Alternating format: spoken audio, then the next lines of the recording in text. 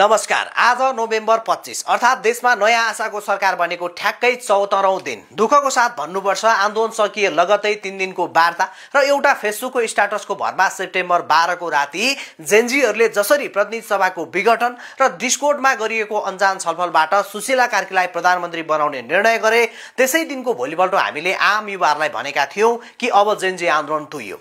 हामीले उक्त भिडियोमा काठमाडौँका मेयर बालेन शाहलाई खबरदारी र गाली दुवै गरेका थियौं अनि आन्दोलनलाई जीवित राख्न अब के गर्नुपर्छ त्यो पनि डिटेलमा भनेका थियौं।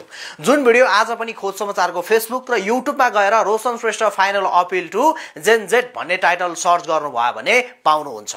हामीले सार्वजनिक गरेको एउटा भिडियो र स्ट्याटसले त्यस दिन निकै तरंग आयो र त्यसको भोलिपल्ट केही तत्कालीन सांसददेखि जेनजी अभियन्ता अनि कन्टेन्ट क्रिएटरदेखि केही पत्रकार साथीहरूले समेत हामीलाई विभिन्न माध्यमबाट सम्पर्क गरेर अहिले सुरुवात हो, तपाईले यसरी युवाहरुमा निराशा नछाइदिनु होला, आन्दोलन तुइएको छैन, हामी यही अन्तरिम सरकार मार्फत जेनजीको माग पूरा गरारै छाड्छौं भनेर मलाई सम्झाउने निकै कोसिस गर्नुभयो।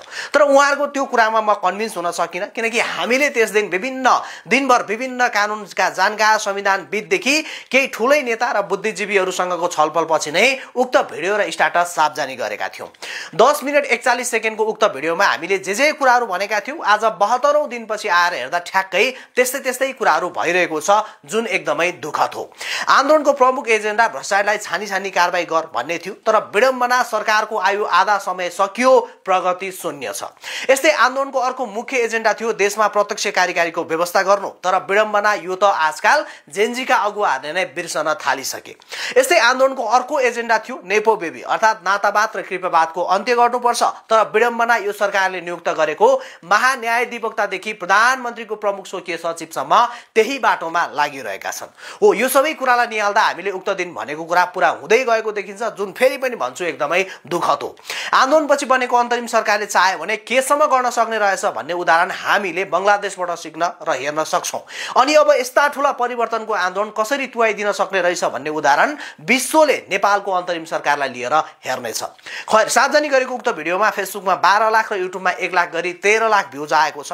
दुवै ठाउँमा हजारौं कमेन्ट छ अनि ती कमेन्ट मध्ये धेरैले हामीलाई सोध्नु भएको रहेछ, तपाईलाई यति धेरै कुरा थाहा रहेछ अनि किन त्यो 3 दिन जुन बेला चाहिँ सबै कुरा अन्यलमा थियो, सबैजना अन्यलमा थियो, त्यो बेला यस्ता कुराहरु नबन्नु भएको भनेर केहीले प्रश्न गर्नु भएको रहेछ, केहीले गाली पनि गर्नु भएको रहेछ। अब यसको जवाफ म आज दिँदैछु।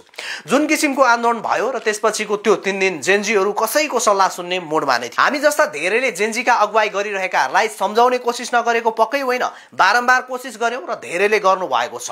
त्यसमध्ये मेरो नोटिसमा भएको एक व्यक्ति हुन् ज्ञानेन्द्र साई। उनले फेसबुक मार्फत युवाहरूलाई यति मजाले सम्झाएका थिए, तर उनको कुरा कसैले सुनेनन् वा टेरेनन्।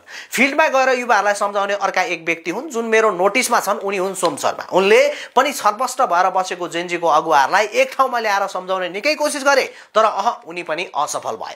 तर त्यो 3 दिन जेनजीहरु कसै कुरा सुन्ने मोडमा थिए त ती हुन् काठमाडौँका मेयर बालेन शाह। उनले के भन्छ त्यही अनुसार अब अगाडि जाने भन्नेमा बहुमत जेनजी र तिनका अगुवाहरू पक्षमा थिए। सोही अनुसार बालेनले फेसबुकमा एउटा स्ट्याटस लेखिदिए, अबको प्रधानमन्त्री सुशीला कार्की नै हुन्, उनलाई मेरो पनि समर्थन छ अनि वार्ता गर्नु अगाडि याद रहोस् कुनै पनि हालतमा संसद चाहिँ विघटन भएकै हुनुपर्छ।